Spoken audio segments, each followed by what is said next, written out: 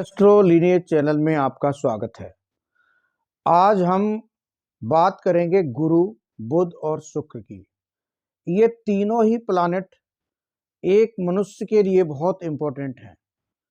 अगर आप किसी कुंडली का फलित करते हैं तो सबसे पहले आपको गुरु, शुक्र और बुध को ही देखना होता है। इसके बाद आप अन्य प्लैनेट की तरफ देखते हैं। अब आपको ये देखना है कि कौन सा प्लैनेट कैसा है। तो आप ये कैसे जज करेंगे कि आपकी कुंडली में बुध कैसे हैं या फिर बुध का रोल क्या है, शुक्र का रोल क्या है, गुरु का रोल क्या है। जब तक इसको प्रैक्टिकल वे में नहीं समझेंगे, आप कुंडली का विवेचन कभी भी ठीक से नहीं कर पाएंगे। सबसे पहले आप क्या देखेंगे? सबसे पहले आप लग्न देखेंगे। लग्न क्या है? आपका स्वास्थ्य है और वहां के जो स्वामी हैं वो मंगल हैं, सूर्य वहां उच्च हैं। तो आप इस तरह से अगर इसको देखना शुरू करेंगे तो आप फंसेंगे, आप नहीं देख पाएंगे। सबसे पहले यह समझने की कोशिश करिए कि एक मनुष्य जिसका स्वास्थ्य अच्छा है या खराब है, ये आप शरीर से देख सकते हैं, लेकिन उसका बुद्धिबल कैसा है ये आप कैसे देखेंगे? तो ये हम कुंडली में सबसे पहले बुध को ही देखते हैं कि कुंडली में बुध की क्या पोजीशन है। अगर बुध अच्छा है तो आगे चलेंगे। अब बुध क्या है? बुध आपका अगर बहुत साधारण तरीके से समझने की कोशिश करें तो जो बुध है वो आपकी वो चिप है जिसमें डेटा फीड किया जाता है। बुध आपका जितना मजबूत हो, जैसे कि आपकी चिप 100 GB, 1000 GB, 1000 GB, कितनी भी जीबी की हो सकती है, लेकिन आपका माइंड भी जो बुध है, माइंड मतलब बुध, मरकरी, तो बुध जो है वो आपका कितने जीबी का है। आप ये समझने की कोशिश करें कि जो आपका माइंड है, जो आपके अंदर जो दिमाग है, वो कितने जीबी का है, वो कितना मजबूत है, वो कितना कितना डेटा को एक्वायर कर सकता है। इसी पर आपकी पूरी कुंडली चलती है। तो बुध आपका जितना मजबूत होगा उतना ही आपकी कुंडली में से आप निकाल पाएंगे, आप समझ पाएंगे चीजों को और आप दुनिया से निकाल पाएंगे, दुनिया से प्राप्तियां कर पाएंगे। तो बुध अगर आपका 2 GB है तो आप जिंदगी में पीछे रह जाएंगे। बुध आपका 100 GB है तो आप आगे जाएंगे। बुध आपका कुछ नहीं करता, बुध आपको कुछ नहीं देता।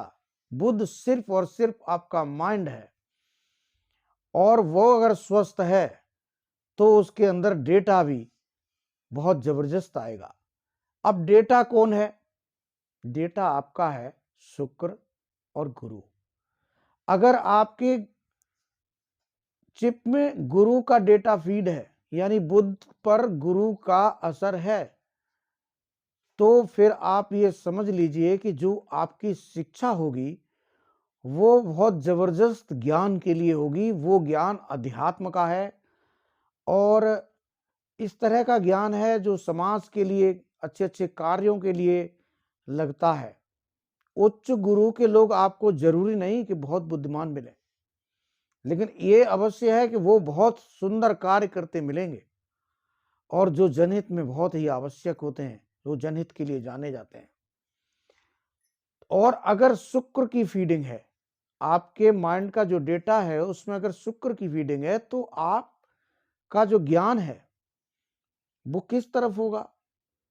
वो होगा धन की तरफ।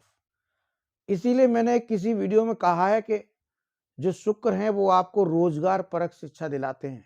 अगर आपका शुक्र बहुत अच्छा है तो आपको रोजगार की कभी कमी नहीं हो सकती, और आप इस तरह की शिक्षा लेते हैं जिससे कि आप बहुत सा पैसा कमा सकें।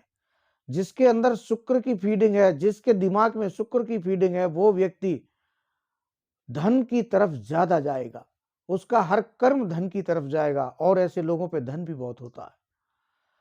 तो इसीलिए जब कहते हैं कि शुक्र अगर आपकी कुंडली में अच्छा है तो आप जो है भोग विलासी होंगे, आप पे गाड़ियां होंगी और आप पे बहुत सी सुख साधन के, ऐश्वर्य के साधन होंगे। लेकिन अच्छा गुरु है तो ये सब चीजें नहीं होती। आपको एक अच्छी जगह रहने को, साफ सुथरी जगह रहने को मिलता है, मंदिरों में साफ सुथरी जगह होती है। आप बहुत धर्म के कार्य करते हैं, आपकी इज्जत होती है, आप पूजे जाते हैं, लेकिन ऐसा शुक्र के साथ नहीं होता, और इसीलिए शुक्र को लक्ष्मी कहा गया। तो इस तरह से आप अगर कुंडली को समझना की कोशिश करेंगे, क्लोज टू नेचर जाइए और बिल्कुल नेचर के करीब से कुंडली को समझिए, कुंडली आपके सामने खुल जाएगी और आप बहुत अच्छी तरह से समझ जाएंगे कि आपको करना क्या है। तो ये एक छोटा सा प्रयास था मेरा, आपको कुंडली को डिकोड करने के लिए। आप कैसे कुंडली को डिकोड कर लें और समझ लें अपने आप ही, बहुत थोड़ा सा ही दिमाग लगाएंगे तो आपको कुंडली आपके सामने खुल जाएगी और आप वो सब कर पाएंगे जो आपको करना चाहिए। तो और कोई बहुत अच्छी बात मैं किसी दूसरे वीडियो में बताऊंगा, जिससे कि आपको कुंडली आसानी से समझ में आने लगे। तो आप मेरी वीडियो को लाइक करें, सब्सक्राइब करें और कमेंट अवश्य करें। धन्यवाद।